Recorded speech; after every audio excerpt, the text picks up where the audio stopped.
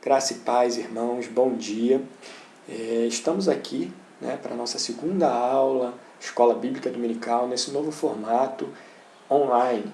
E hoje o assunto será o livro de Daniel, tá? Que eu vou apresentar aqui de forma resumida, com contexto histórico e pontos principais desse livro, sem me ater a muitos detalhes que o livro possui, até porque não temos esse tempo. Então vamos lá à apresentação. Nada impede a discussão depois, que a gente faça essa discussão sobre dúvidas ou comentários, tá? Mas a gente não vai se ater muito na apresentação a detalhes. Vamos fazer uma pincelada geral, um panorama geral do livro de Daniel. Começando pelo seu autor, que é o profeta, o próprio Daniel, que escreveu esse livro durante o exílio babilônico, porque ele viveu esse exílio, ele estava lá na Babilônia e ele escreveu durante esse exílio, ele viveu isso. Escreveu para os judeus e para os reinos da terra, Babilônia e os que estavam por vir. Podemos dividir os 12 capítulos, o que foi escrito por Daniel, em duas partes principais, gerais: narrativas históricas, os 6 primeiros capítulos, e as visões proféticas do capítulo 7 ao 12. E vamos trazer aqui agora um pouquinho do contexto de como estava Jerusalém no momento da tomada da Babilônia. Quando a Babilônia chegou, Nabucodonosor chegou, o tempo do exílio começou, como estava Jerusalém, como estava o povo de Deus, Israel. Lembrando que a gente tem um mapa, que a gente tem a divisão, que ocorreu em 931 a.C., tá? Isso já tem muito tempo, nós já estudamos isso, não precisamos voltar. Depois do reinado de Salomão, houve a divisão: Reino do Norte, Israel, e Reino do Sul, Judá. Judá ele estava sob o domínio do Egito, o faraó Neco. Ele era um vassalo. Quando Nabucodonosor chegou, eles prestavam contas ao Egito. Então o rei Jeoaquim, que era o rei atual, ele prestava contas a Neco, o faraó Neco. E Israel já tinha sido extinto, dominado pela Síria, nunca mais retornou a ser o reino do norte, nunca mais retornou a ser Israel. E Judá, ele era dominado pelo Egito, seu rei era o rei Jeoaquim, e o povo constantemente, inclusive o próprio rei Joaquim, foi responsável por dar continuidade à quebra da aliança, a ir contra a aliança eterna que Deus estabeleceu com o seu povo. Ele era um Deus mau, um Deus que não atentava para os propósitos e a vontade de Deus, que não olhava para a aliança eterna que Deus estabeleceu com o seu povo, e ele pecava e fazia o povo pecar, assim como os seus antecessores.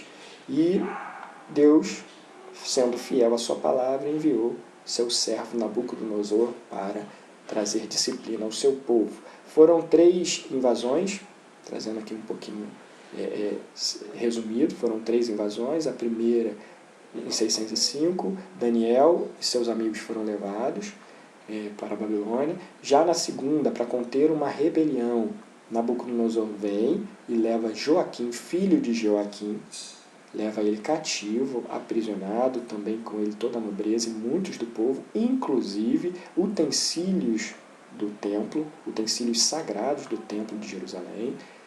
E por fim, ele deixou um sucessor, o rei Zedequias, que ele mesmo deu esse nome, que o nome real era Matanias, ele era tio do rei Joaquim. Ele vai lá para conter a rebelião desse rei também, que queria ainda fazer aliança com o Egito contra a Babilônia. Ele vai lá e devasta Jerusalém, leva Zedequias preso, juntamente com ele Ezequiel, deixando só mesmo camponeses, pessoas pobres, vivendo em condições precárias, tristes nesse momento. Tá? Antes da gente ir para o livro, eu gostaria de fazer só aqui, a título de curiosidade, uma cronologia dos profetas. Aqui em cima a gente vê os anos em que eles atuaram, em que eles profetizaram sobre Israel, sobre os 2 reinos, sobre Judá. E a gente encontra aqui Isaías, que estudamos aí há poucos dias. Isaías, ele não é contemporâneo a Daniel, ele é antes de Daniel. Daniel ele começa lá em 605 a.C., porém ele profetiza sobre o reino Medo-Persa, ele profetiza sobre Ciro, há mais de 120 anos do seu tempo, 150 anos do seu tempo. Depois nós temos aí Jeremias, contemporâneo, veio um pouco antes de Daniel, mas contemporâneo a Daniel. Temos Daniel, que profetizou nesse período, e Ezequiel, estudamos aí semana passada, contemporâneo também a Daniel. Então, vamos nos ater hoje a Daniel, logo após a queda do domínio babilônico. E antes de entrarmos propriamente dito no livro, no tema, vamos falar um pouquinho do tema, antes de entrar no livro, nos capítulos, falar um pouco do tema e da estrutura de escrita desse livro, o livro de Daniel. O principal tema, já mencionei isso lá no início, é a soberania divina. É Deus quem estabelece e tira reis e reinos. Ele deixa isso claro nos 12 capítulos. Então, Deus está acima de qualquer reino humano, de qualquer governo humano. E Ele usa os reis e reinos a seu favor. Isso está claro no livro de Daniel, nos 12 capítulos. Mas também nós temos aí a fidelidade de Deus à sua palavra. Inclusive, o cativeiro babilônico é Deus sendo fiel à sua palavra. Ele prometeu que se o povo obedecesse, seria abençoado. Se o povo não obedecesse, seria amaldiçoado. E o povo não obedeceu a aliança, quebrou a aliança eterna, e então está sendo castigado, sendo disciplinado, como ele havia prometido no Pentateuco, nos 5 primeiros livros, que também já estudamos. E também tem um tema de revelação, de coisas futuras, de acontecimentos futuros, acontecimentos dos últimos dias. O livro é escrito em 2 idiomas, hebraico e aramaico. Utiliza-se muito da poesia, que é uma característica de profecias. Os profetas usam muito a poesia. Normalmente a profecia é dada com poesia, de forma poética. E ele tem um gênero apocalíptico, ou seja, tem muitos símbolos, muita alegoria e elementos divinos. Aparece aqui Miguel, Gabriel, o ancião dos dias, referindo-se a Deus. Então tem muitos elementos divinos aparecendo. Então vamos lá, antes de entrar também no livro, falar um pouquinho da confiabilidade do profeta Daniel e desse livro, atestando a sua veracidade. Coloquei aqui algumas referências que ele tem no Novo Testamento, poucas coloquei aqui, mas tem inúmeras referências, inclusive a relação que ele tem com o livro de Apocalipse é incrível. Muitos dizem que para se estudar Daniel tem que estudar Apocalipse junto, para estudar Apocalipse tem que estudar Daniel junto, porque eles se completam. Então isso já autentica Daniel, o livro de Daniel. Porém, o interessante aqui é o que diz Mateus 24:15 a respeito do profeta Daniel. Olha, quando, pois, vocês virem situado no lugar santo o abominável da desolação de que falou o profeta Daniel. Então Jesus está falando, vocês vão ver algo que o profeta falou, o profeta Daniel falou, e o que ele falou é verdade, vocês vão ver. Quando vocês virem o que o profeta Daniel falou, autenticando, dando autenticidade ao livro de Daniel e às suas profecias. Então vamos lá. Capítulo 1, parte histórica, de forma resumida. Tá? Os irmãos já leram. Vamos trazer pontos principais, coisas que me chamaram bastante atenção ao ler esse capítulo. Já inicia logo no primeiro versículo, no segundo versículo. O Senhor entregou nas mãos dele Jeoaquim, rei de Judá, e alguns dos seus utensílios da casa de Deus, e aí continua o versículo 2. Mas interessante que o Senhor entregou o seu povo, o Senhor entregou os judeus. Deus usou Nabucodonosor e entregou em suas mãos o seu povo. Olha o que diz Jeremias 27:6. Agora eu entreguei todas estas terras nas mãos de Nabucodonosor, rei da Babilônia, meu servo. Até os animais selvagens eu entreguei a ele, para que o sirvam. Ou seja, Nabucodonosor era um instrumento na mão de Deus, porque ele é soberano e ele estava disciplinando o seu povo com o exílio. Estava dando descanso à terra, pelo descumprimento dos anos sabáticos e uma série de quebras da aliança eterna que foi feita com o seu povo. Daniel ele é treinado, ele é levado cativo, ele, Misael, Ananias e Azarias, recebem novos nomes, Beltesazar, Sadraque, Mesaque e Abednego, e são treinados durante 3 anos para fazer parte da corte real na classe de sábios, magos, entendedores. E ali eles resistem à comida, a se contaminar com a comida do rei durante 3 anos, e eles saem vitoriosos. No final, eles foram achados 10 vezes mais sábios do que qualquer outro mago da corte, qualquer outro sábio da corte babilônica. Então eles foram vitoriosos, obtiveram triunfo.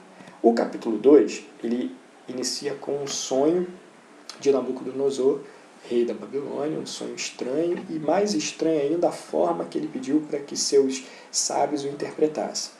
Ele pediu que contassem o sonho e interpretassem. Ou seja, ele não contou o sonho. Ele queria que os seus magos o contassem. Ó, eu quero que vocês me digam o que eu sonhei e o que significa. Então, só Daniel, segundo a misericórdia de Deus, e ele e seus amigos, né, oraram, clamaram ao Senhor, porque eles receberam a sentença de morte. O rei mandou matar os sábios, porque ele achou que ninguém conseguiria fazer, até porque os próprios magos dele disseram isso. Daniel, quando soube, foi lá e chamou seus amigos para clamar e orar, e eles o fizeram, e Deus revelou a Daniel o sonho e a interpretação. E ele foi até o rei e contou. Vocês veem aqui ao lado essa imagem que representa o sonho. Ele sonhou com essa estátua e essa pedra. Certo? E cada metal, cada tipo de material representava um império. O império que estava atuando no momento era o babilônico. Depois viria o Império Persa, Medo-Persa. Desculpa. Depois o grego, romano, e aí sucessivamente, até que viria a pedra que não foi cortada por mãos. Nesse sonho, essa pedra não era cortada, ela foi cortada, mas sem auxílio de mão humana, sem auxílio do homem, e representando Jesus. Então, nesse sonho, ao ser revelado, Nabucodonosor engrandece Daniel, ele é colocado como chefe dos magos, e Daniel intercede por seus amigos, fazendo deles administradores do reino da Babilônia, do novo império da Babilônia. Já o capítulo 3, o orgulho do rei cresce tanto porque a Babilônia era grande, a Babilônia era muito grande e muito era devido ao seu poder, à sua atuação bélica, ao seu comando. Nabucodonosor se engrandece com isso e ele, historicamente, é dito que ele estava enfrentando algumas rebeliões do seu povo, do seu próprio exército. Então ele deseja testar a lealdade das pessoas que administram o seu reino. Então ele chama todos os administradores, inclusive os amigos de Daniel. No final do capítulo 2, eles se tornaram administradores, né, de Nabucodonosor. Então eles também são convocados, porque Nabucodonosor fez uma estátua, ele construiu uma estátua toda de ouro, não tinha mistura de materiais, de metais, era toda de ouro, provavelmente do seu rei, do seu deus principal, Marduk, que ele adorava, ou Bel, que era o outro nome desse rei, e ele quer que os seus súditos, né, os seus administradores, eles prestem culto e se ajoelhem perante essa estátua. E também quem foi chamado, porque era um administrador de uma das províncias da Babilônia, Judá, o rei Zedequias foi chamado. Está lá em Jeremias 51, 59, provando que Zedequias foi lá e muito provavelmente, como ele não foi lançado na fornalha ardente, ele se prostrou à estátua. Mas os amigos de Daniel não fizeram e foram enviados, condenados à fornalha ardente. O rei se espanta quando ele vê 4 pessoas dentro da fornalha, não mais 3, nós conhecemos bem essa história, e ele vê que o quarto era como o filho dos deuses, como os deuses. Então ele liberta aqueles jovens e louva a Deus. Mas um louvor temporário, porque o capítulo 4 ele volta a cair no seu pecado de orgulho e de exaltação. Então ele estava ali soberbo do seu poderio bélico, das suas construções, do crescimento da Babilônia, e ele chega e e tem um sonho. Deus vem e dá um sonho a Nabucodonosor. Ele ele enxerga nesse sonho uma árvore imensa, que ela cresce tanto e é tão bonita, e ela se eleva até os céus, e debaixo dela tem muitas pessoas que têm fartura, e de repente vem alguém e corta. Vem um enviado dos céus e corta essa árvore. É mandado cortar. E o seu toco, que sobra, né, ali do tronco, é acorrentado. E Daniel, né, é chamado para dar a interpretação desse sonho, porque os magos não o fizeram. E Daniel dá a interpretação e o sonho se cumpre. E como ele se cumpre? Olha só, o capítulo 4, 25 diz assim: o Senhor será expulso. Esse Senhor com letra minúscula se refere a Nabucodonosor. Daniel falando a Nabucodonosor. O Senhor será expulso do meio das pessoas e a sua morada será com os animais selvagens. O Senhor comerá capim como os bois e será molhado pelo orvalho do céu. E passarão 7 tempos, provavelmente 7 anos, até que o Senhor, ó Rei, reconheça que o Altíssimo tem domínio sobre os reinos do mundo e os dá a quem ele quer. Ou seja, a loucura de Nabucodonosor foi enviada por Deus para discipliná-lo, para disciplinar o seu servo e fazer com que ele reconheça que Deus é soberano sobre os reinos, que o Altíssimo tem domínio sobre os reinos do mundo e os dá a quem ele quer. E de fato isso aconteceu, se cumpriu. Ele comeu capim no meio dos bois, foi tido como louco durante 7 tempos, provavelmente 7 anos, e depois retornou quando reconheceu a soberania de Deus, se humilhou e reconheceu a soberania de Deus, voltou à majestade, ao seu reino, à sua sanidade. O capítulo 5 vai trazer aí a queda do Império Neobabilônico, com a morte do rei Belsazar, devido ao ataque de Dario Medo, o Império Persa, né, Medo-Pérsia. E a gente vê que lá naquele sonho do capítulo 2, a sequência, né, era um tronco e braços de prata, referindo-se à Medo-Pérsia.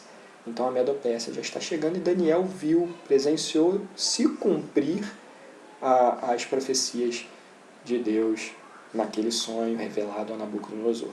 Então, como se deu essa queda? Uma festa, muito bem representada aqui no festim de Belsazar, em que nessa festa, nessa orgia, nessa bebedice, nessa profanação do sagrado, esse rei Belsazar, ele pega os utensílios da igreja, do templo, ele pega os utensílios sagrados de Deus e serve vinho aos seus convidados e zombam e debocham do Deus Altíssimo. Então, no meio da festa, aparece uma mão e com seus dedos escreve uma inscrição. Escreve na parede e deixa a seguinte inscrição: Mene, Mene, Tekel e Parsim.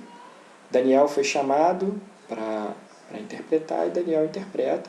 E aí a gente tem um encontro entre Beltesazar e Belsazar. Beltesazar é Daniel, Belsazar o rei, e eles ali têm uma conversa e Daniel dá a interpretação dizendo que o seu reino será tomado, que ele foi contado, Deus contou os dias do seu reinado, ó rei, e pôs um fim nele. Você foi pesado na balança e achado em falta.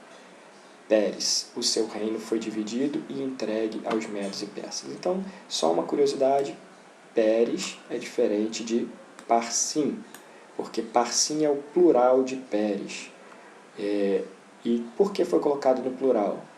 Medos e persas. Então, só explicando esse Parsim Pérez aí, essa diferença na linguagem tida aí no versículo 28. Então, o rei morre, realmente se cumpre aquilo ali. Daniel deu o entendimento sobre as escrituras da parede e Dario Medo assume durante a noite, na calada da noite, a festa ainda rolando, muito provavelmente, ele mata o rei, toma o governo e dá fim ao Império Neobabilônico. Mais interessante é que o rei Belsazar, ele oferece a quem interpretasse aquilo muitos presentes, né, e também a terceira posição no governo. Isso é muito importante porque o rei Belsazar ele não faz parte da lista de reis do Império Neobabilônico. A história não o reconhece, durante muitos anos não o reconheceu. O último rei do Império Neobabilônico é Nabonido. Esse foi o último rei. Então quem seria Belsazar? Foi um equívoco de Daniel, como muitos ateus e historiadores durante muitos anos colocaram, que Daniel se equivocou, teve erros históricos e botaram em xeque a veracidade do livro de Daniel. E esse fato, né, que intrigou durante muito tempo, o fato do rei Belsazar oferecer a terceira posição no governo e não a segunda posição. Ele era o rei, colocava Daniel, ou quem interpretasse, como segundo, em forma de gratidão pela sabedoria e pela interpretação das escritas. Mas por que ele ofereceu isso e quem era Belsazar? Até que a arqueologia descobriu, no Iraque, escavando lá onde era a Babilônia, algumas informações do rei Nabonido, o último rei oficial da Babilônia. E esse rei Nabonido, ele coloca seu filho Belsazar, seu primogênito, como corregente, como oficial, porque Nabonido viajava muito. E o rei Belsazar, ele entra aqui, ó, no finalzinho, tá vendo aqui no final, igual ao seu pai, né, do Império Neobabilônico, como corregente. O que significa isso? Assim como nós temos um vice-presidente, né, nós temos um presidente e um vice-presidente. O presidente viaja, o vice-presidente fica no país. Quem é o presidente em exercício? O vice-presidente. Assim era Belsazar e Nabonido. Na ausência de seu pai, e ele estava viajando no momento da queda, quem era o rei em exercício? Seu filho. Por isso também ele oferece a terceira posição, porque a primeira posição era do seu pai, Nabonido, que era o rei oficial. A segunda posição era dele, que era corregente. E a terceira posição da pessoa que seria presenteada, no caso Daniel. Mas o Império Neobabilônico terminou e inicia-se o Império Medo-Persa. E já no Império Medo-Persa, Daniel é provado na Cova dos Leões a partir de uma conspiração de pessoas e administradores que intentavam contra a sua vida porque ele prosperava, seu espírito era excelente, ele não era corrupto, e ele crescia, e Dario, o rei, o amava e o queria bem, e inclusive queria colocá-lo acima de todos, porque ele era muito produtivo, ele era muito bom no que fazia, ele era excelente na forma que agia, ele crescia, ele prosperava, e com isso o reino babilônico também prosperava. Então Dario, o reino medo-persa, prosperava também, então ele queria colocar ele sobre todos os outros. Então essa conspiração veio para matar Daniel, porque eles queriam destruir Daniel, tinham inveja, queriam destruir Daniel, os presidentes e sátrapas. Então nós conhecemos essa história, ele é condenado na sua parte, não na sua administração, mas na sua religião, porque ele continuava orando, ele não queria orar, deixar de orar e orar ao rei mediante um decreto que foi feito mediante mentiras e conspirações. Ele continuou orando e foi pego, condenado, enviado à cova. Deus envia um anjo que fecha a boca dos leões e salva Daniel. Então Daniel é liberto da boca dos leões, da cova dos leões, e Dario o abençoa depois disso e faz um decreto muito interessante, se vinga, né, dos conspiradores de Daniel, mas ele faz um decreto no final, que está lá no versículo 26, o seguinte: faço um decreto pelo qual em todo o domínio do meu reino, ou seja, toda a Medo-Pérsia, todos tremam e temam diante do Deus de Daniel, porque ele é o Deus vivo e que permanece para sempre. O seu reino não será destruído e o seu domínio não terá fim. Então, ele faz esse decreto a todos os domínios do seu reino, todos os territórios do seu reino. Então vamos lá. Agora a segunda parte, a parte profética, começando aí no capítulo 7, com a primeira visão. Daniel tem a visão de 4 bestas e um chifre pequeno que vai aparecer logo depois. Sendo que cada besta dessas, os irmãos leram, tem até que uma figura simbolizando cada uma, exceto essa última aqui, que é uma imagem de um dinossauro. Nós não sabemos que tipo de animal ele se assemelhava, mas era terrível. Daniel diz que era um animal terrível, com dentes de ferro, 10 chifres. Então, é um animal estranho, diferente, medonho. E Daniel vê essas 4 bestas, e depois na 4ª besta, tinha 10 chifres já, nasce um outro chifre, e esse chifre derruba 3 chifres que existiam, e esse chifre ele tinha boca, tinha olhos, e ele falava com autoridade e blasfêmia. Então, e Daniel se atém, quer saber mais sobre essa 4ª besta e sobre esse chifre, e Deus vai revelar, e vai falar, e vai completar, inclusive, capítulo 8, por aí vai. Mas a interpretação dessa visão, ela está também relacionada a Daniel 2, né, a sucessão de reinos. É Deus determinando o fim de um reino, estabelecendo outro, depois ele determina esse fim desse segundo reino e ele estabelece outro, e por aí vai, até que vai chegar o tempo do reino eterno, o reino de Deus, para todos aqueles que nele creem em Jesus Cristo. Então vamos lá. Capítulo 8 é uma nova visão, já sem a Babilônia agora. Agora vai ter aqui a visão de um carneiro de 2 chifres, não é como um carneiro, agora é um carneiro com 2 chifres, representando a Medo-Pérsia, e um bode vindo do oeste com um chifre, representando a Grécia.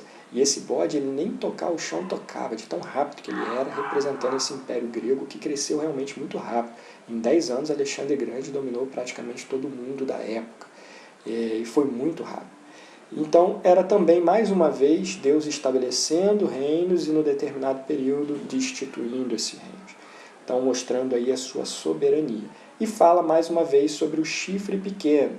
E aqui nós temos um texto, né, que se refere ao chifre pequeno. Por sua astúcia fará prosperar o engano, no seu coração ele se engrandecerá, e destruirá muitos que vivem despreocupadamente. Ele se levantará contra o príncipe dos príncipes, mas será destruído sem intervenção humana. Lembramos lá do sonho que a pedra cortada da rocha sem intervenção humana. Príncipe dos príncipes, Jesus, o Cristo. Então, os sonhos, tanto do 7 quanto do 8, eles acontecem e tem uma revelação. Daniel ainda reage, tem alguma dúvida, então Deus vai revelando mais para frente. O capítulo 9 vai vir falar aqui, inicia com Daniel pedindo perdão pelo seu povo, porque lendo o livro de Jeremias, ele entendeu que era chegado o fim do exílio, do cativeiro babilônico, de 70 anos. Então, ele entendeu isso e começa a pedir perdão a Deus pelo povo, pelo pecado do povo, pelo seu pecado, e pede a Deus esse perdão e que Deus não tarde em perdoar por amor a Deus mesmo. Aí vem a resposta, mas essa resposta não é uma resposta de perdão, e sim uma revelação. E já começa, terminou os 70 anos, mas virão 70 semanas aí. Sabendo que no simbolismo da época, né, a forma de contar, por exemplo, dias eram anos, tempos simbolizavam anos, semanas eram representadas por um múltiplo de 7. Então, 70 semanas de anos são 70 vezes 7 anos, 490 anos. Então, Daniel estava recebendo a profecia de 490 anos para frente. Só que dependia do seu início, da sua origem, que foi em 457 a.C., com um decreto para restaurar a cidade santa, a santa cidade, né, Jerusalém. Então, aí a partir dali começou a contar 490 anos, que terminaria com a unção do Santo dos Santos, Jesus Cristo crucificado. Então vamos lá, Daniel recebeu essa profecia. Aqui tem simplesmente uma ilustração, né, de quando começou no decreto de Artaxerxes para a reconstrução de Jerusalém. Aqui tem os textos que explicam a divisão dessas semanas, né, e o que aconteceria em cada uma delas. E a gente vê as 70 semanas se cumprindo, sendo que a crucificação de Cristo é na metade da última semana, como é pedido para dar atenção a esse tempo. Então vamos lá. Capítulo 10 ao 12, nós não vamos falar separadamente. Por quê? Diferente dos outros, que foi uma visão de um animal, que aconteceu isso, aconteceu aquilo, no capítulo 10 ao 12, Daniel tem a visão de seres celestiais. Ele vê Miguel, ele vê Gabriel, e os mesmos, e Gabriel conversa com ele e revela a ele, se explica coisas dos tempos futuros durante esses 3 capítulos em uma única conversa. Né? É uma conversa, a visão dele de Gabriel durante uma conversa. Então vamos falar deles juntos, resumi-los juntos. E aqui, mais uma vez, Gabriel vai trazer revelação a ele sobre os quatro reinos, né? O leste, o oeste, o norte, o sul. Vai falar sobre o homem vil, o homem desprezível, que pode ser relacionado ao chifre pequeno. E vai falar no capítulo 12 sobre Miguel se levantando, Miguel representando Jesus Cristo. Mas é importante a gente entender esse Daniel aqui 10, 14, o seguinte: agora vim para fazer com que você entenda o que vai acontecer com o seu povo nos últimos dias. Gabriel se apresentou a Daniel para fazer ele entender o que vai acontecer com o povo nos últimos dias. Ele vai dar revelação de coisas vindouras, de muitos e muitos anos à frente, de tempos ainda distantes, dias ainda distantes. E a gente pode entender, né, a revelação onde Deus, desses capítulos, onde Deus mais uma vez vai mostrar aí a sua soberania, o seu poderio, o seu reino, que é maior do que os reinos desse mundo. Vai falar também sobre perseguições que o seu povo vai padecer, vai falar sobre tempos difíceis, mas também que Miguel se levantará para dar um fim a isso tudo. Olha aí o que diz o versículo 1 do capítulo 12. Nesse tempo se levantará Miguel, o grande príncipe, o defensor dos filhos do povo de Deus, e haverá tempo de angústia, como nunca houve, desde que existem nações até aquele tempo. Mas naquele tempo, ou seja, um tempo determinado, o povo de Deus será salvo. Todo aquele que for achado inscrito no livro será salvo. Então, a gente está vendo que Daniel apresenta do início ao fim a soberania de Deus. E Deus também é fiel à sua promessa. E Deus está prometendo, olha, eu vou colocar esse reino, depois eu vou tirar, depois desse tempo vai vir esse reino e eu vou tirar, e vai vir esse e eu vou tirar, e esse último que vai vir, ele vai causar muita destruição, ele vai enganar a muitos, os que estiverem despreocupados vão ser enganados e destruídos, vai parecer que o povo de Deus, os santos de Deus estão sendo derrotados e que esse poder, esse domínio da terra está prevalecendo, está sendo vitorioso, mas se levantará Miguel e a luta terá fim. O povo santo será salvo, aqueles que estiverem inscritos no livro. Então Deus está prometendo que vai ter um fim, e nós cremos nesse fim, e não tem crise, não tem peste, não tem perseguição que pode vencer a sua igreja, porque no fim ela será vitoriosa, porque o príncipe, o grande príncipe, Jesus, é por nós e é Ele que batalha por nós. Amém? Vamos aí, terminando, já chegamos aí à conclusão da lição de Daniel 12. Se ficar alguma dúvida, ou algum comentário, ou algum detalhe que precise ser esclarecido, a gente tem agora esse momento aí para discussão e conversa juntos. Fiquem com Deus, a paz de Cristo seja com todos. Amém.